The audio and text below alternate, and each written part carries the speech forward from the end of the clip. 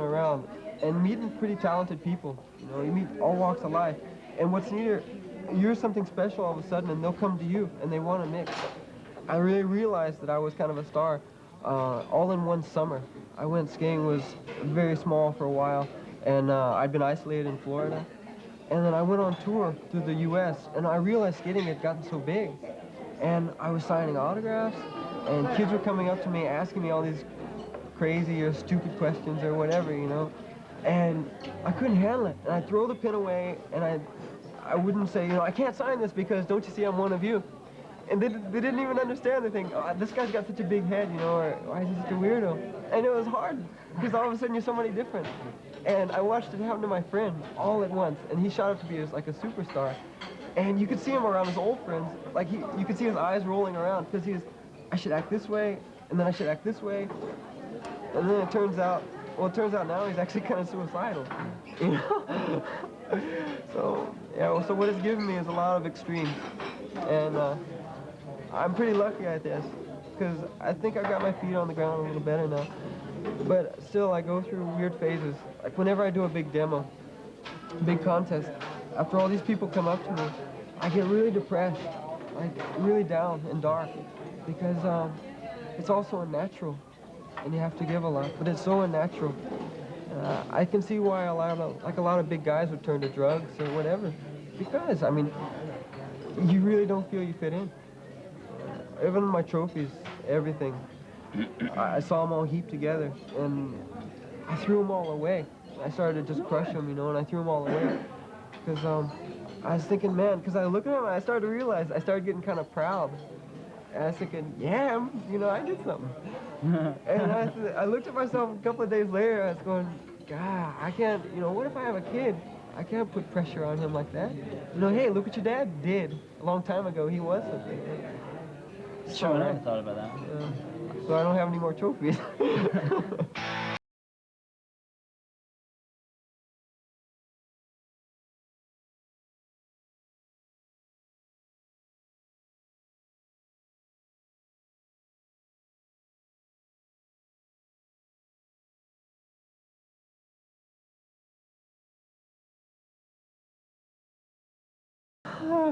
Not either, you know. I mean, I can't really figure going to the Olympics.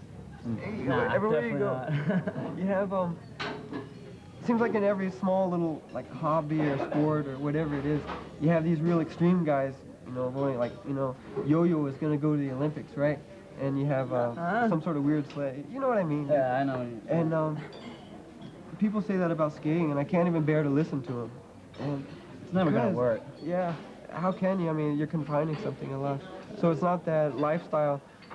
I guess you could say it is, but, and it is tied with, I guess, the subculture, whatever. Yeah. But then there are people who hype that because they don't have anything else either. It's just, it's something for yourself. Like the way I look at it for me, it's been almost like writing, you know? Like a lot of kind of wise guys you read about, you know, their biographies, and they say, you know, my writing just came out because I would explode if I didn't do it. And that's how it is for skating for me. You know? Which then you can say, oh, it's art. But it's not. Yeah. I mean, I feel the same way, kind of. Even we skate different kind of stuff, but I think it's the same feeling, because I just, if I don't skate for a long time or for a few days, it's like there's so much energy inside me that has to go out somehow, and I don't do it by arguing with people or go in a tunnel and start shouting or something. I have to go skateboard then, and if I go skate for a few hours, I just feel so good afterwards, because the feeling, not only the lifestyle and the fact that you're skateboarding and it's pretty cool, but also the feeling it gives you is so good. It's such a nice feeling. It's like defying gravity kind of thing, and I don't know. It's like riding a wave, I guess. Therapeutic. It's a big roller coaster thing inside you that makes you feel good. That's what I think. What do you think about when you are skating?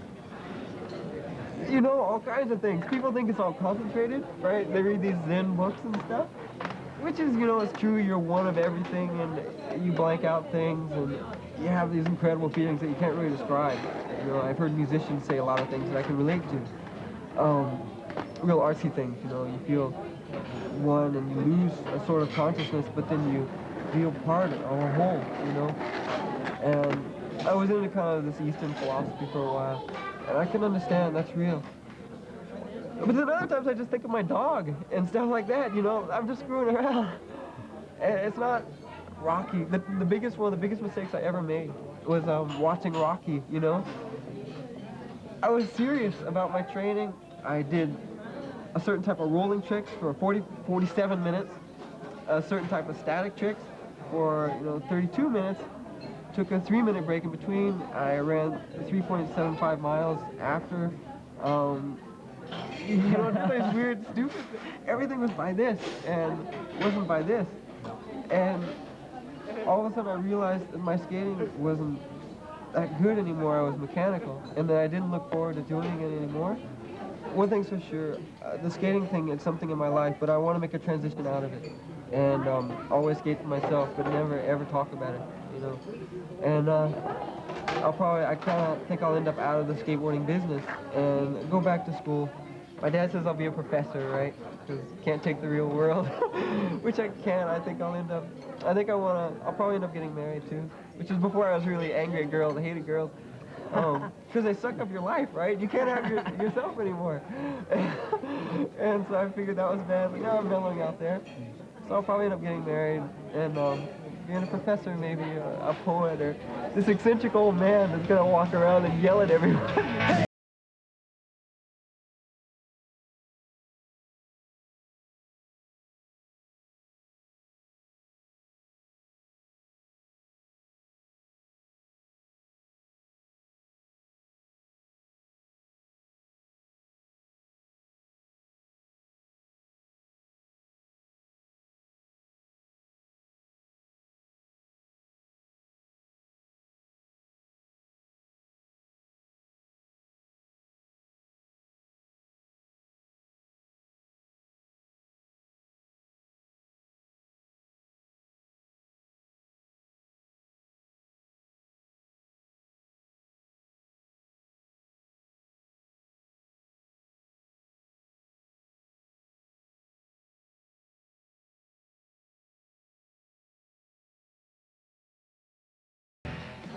Just to become a good skateboarder, have fun with it. Like anything, how are you gonna get good?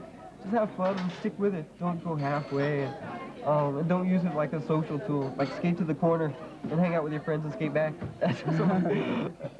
And so that's to be a good skater. To be a great skater, something hard. It takes a really weird combination. You have to have kind of natural talents. You know, you can skateboard, you have a certain balance, and you're not too big, not too small. And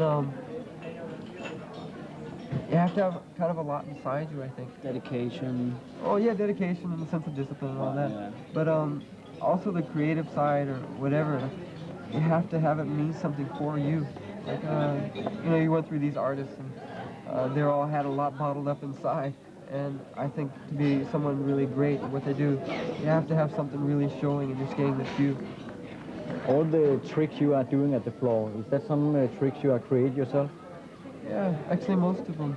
Yeah, honestly, that's my strong point. So, of course, I tend over. Like I was thinking today, you mentioned actually one guy that's learning one of my tricks, and this whole skating is kind of modeled after mine, right? Which, like my friends say, hey, take it as a compliment. That's the best form you can get. But inside I get really angry, and he competes against me too. And I think, God, how dare the judges even try to judge him when he's skating next to me, which is right, big ego. But it's true. For me it is, because he's never done anything on his own. And I get kind of down on that. But then I have to mellow out and say, hey, no, it's okay. You gotta actually, yeah, you gotta realize that since you are the best, everybody's looking up to you. Even other professionals are looking up to you, and maybe they don't have the same creative mind as you have, so they don't figure out all these tricks themselves. Yeah. Plus, the tricks that you do are really hard and look really good, so obviously people have to do them. It's the same with ramp skating. Yeah, I mean, totally. Tony Hawk is really Best. in front of everybody else, and everybody copies his tricks. Just to keep up with him, try to keep up with him, or keep up with the standards of skating. From where did you get the inspiration to make new tricks? Yeah. I thought a lot about that too. I think from a lot of stuff bottled up inside me. Yeah, that's how I did it, sort of. I read about these guys, like seriously good guys. Beethoven even. Beethoven was my hero, right? And he was so punk. You know, you'd have a mohawk if you were around today, I think. Have you ever felt some kind of a conflict between that you are skating in subculture and then you're in money at it? Yeah. At first I felt some conflict, you know, because one standing for something kind of extreme, you know, you shouldn't do it and you shouldn't participate. But then the other side, you know, hey, we can use you and the opportunity. So I felt conflicts, but in the end I figured, look, just go ahead and do it, you know, experience things. And they have a lot to give you, you know, you're not, in a sense, kind of prostituting yourself or anything bad or dirty like that. So yeah, go ahead, you know, enjoy. That's what I'm doing now. And in the end, it's been nothing bad either. I mean, it's been one of the best decisions I made. You have now chosen the freestyle. Why not the street style or the ramp? Yeah, I asked myself that too. First, well, to begin with, all there was sort of a freestyle or flatland. And, get good at that. I was sponsored already. Ramps came out, and I got good at that, and it seemed more fun. It's a neater feeling, you know, you're weightless and all that. And I enjoyed that more, but then my teeth, I knocked them out. My parents didn't want me to do it. And man, I kind of wish still sometimes I would have gone that route. But when I look inside myself, I'm more of a freestyler, because to me there's really nothing better. You can go out in a little area under a street light, and your whole world, you know. Yeah, that's why I like street skating is okay, but at first I didn't respect those guys at all. I thought they were nothing. You know, they weren't quite doing either one. They were halfway fence sitters.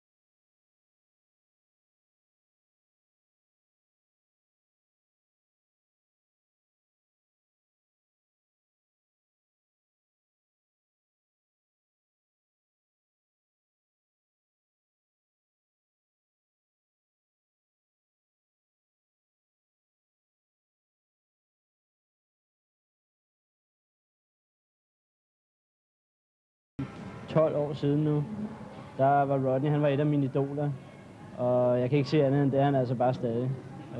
Helt fantastisk. Hvad er det, der gør Rodney til så god en skater, som han er? Jeg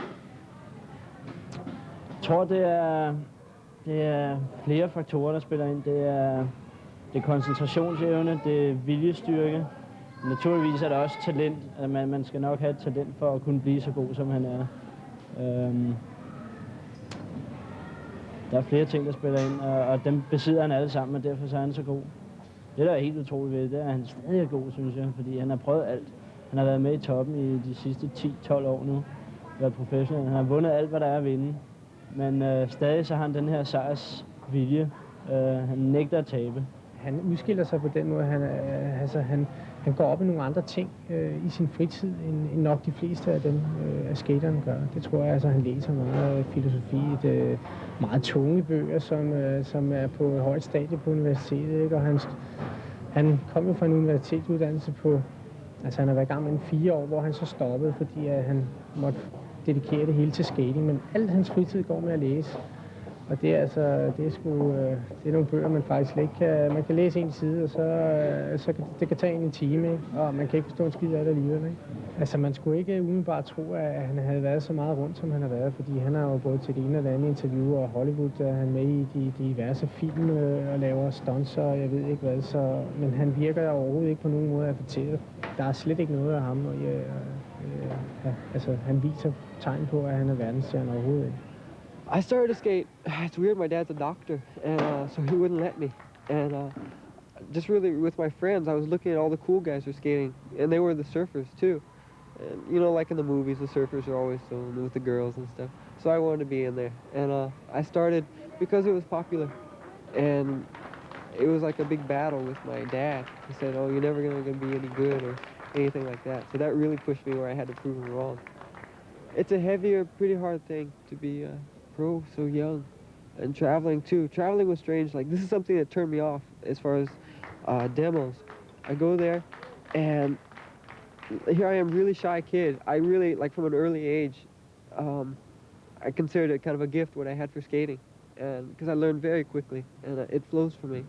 And I would go there, and these guys would take you in, and suddenly you're their property. Which, you know, when I was young, I didn't think about money much. You know, I mean, and here I am. All of a sudden, they're saying, "Hey, he's mine," and I realized by the way they're holding me and stuff, pointing me here, pointing me there, I was their property, and that's kind of weird. Yeah, it really turned me off and made me anti. That's why I can be hard as far as saying, you know, do you skate for money and do you not? Because that was really hard for me to handle. How do you then feel about it today? You're a pro still. Yeah. Now I don't even really think. Now I look back and I go, I get hard on other people. I think they shouldn't be pro. Like half the pros shouldn't be pro. They're not that good. They're just doing it for money. Their heart's not in it. And it's the truth, more than half. Well, in my opinion, like 9/10. And you think, you know, what's a pro? A pro's not a big deal, right? To turn pro, all you have to do is say, I'm pro, and sign up with a company. Because companies like guys with good personalities, not really good skaters. And they make more money from them. And that's true. It doesn't matter how good the skater is usually. It's just how does he come out in cameras and things. And yeah, being pro isn't a big thing these days. But back then, it was a little more. People took it more seriously. Back then, you had to place like top 3 in a contest to be a pro.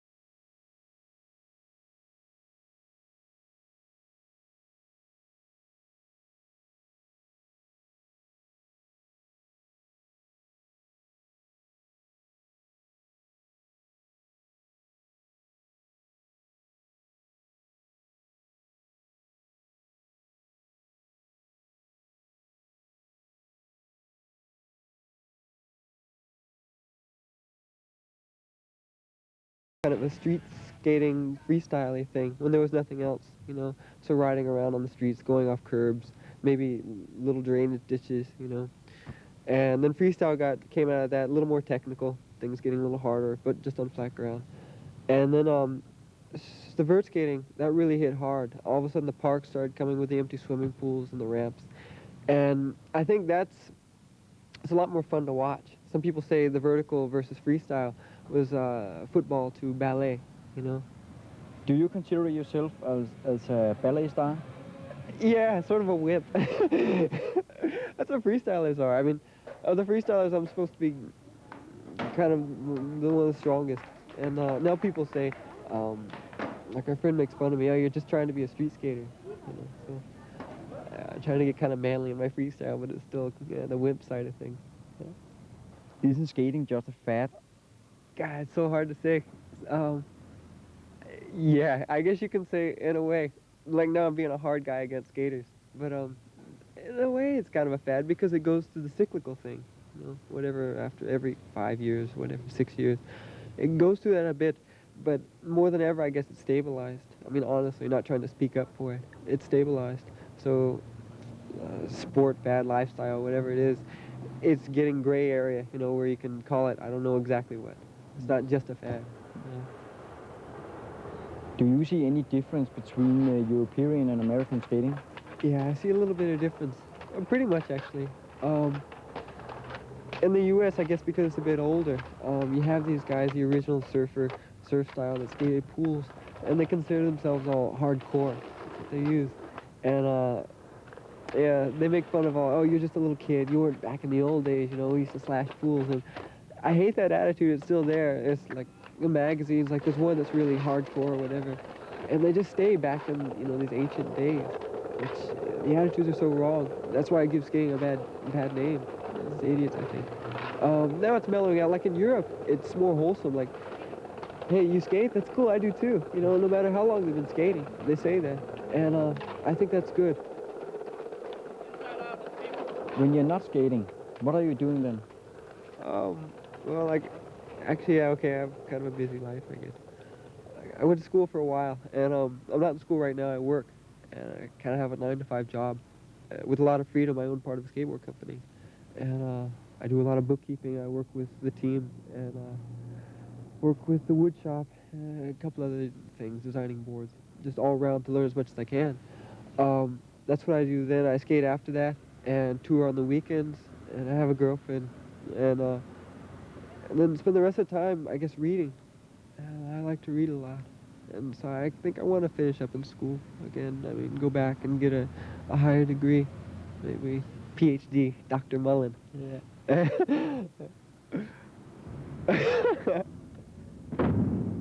I can look at myself and think, I've never worked a day in my life. That's how I feel. I make more money than my dad. It's scary.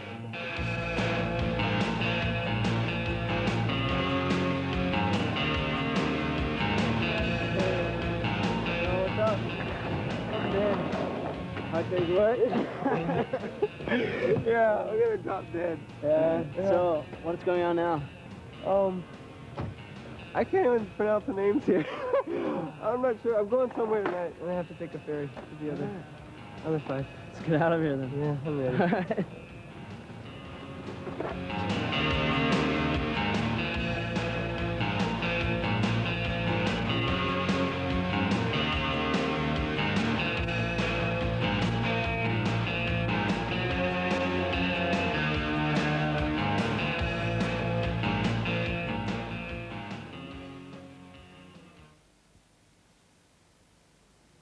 Europacupen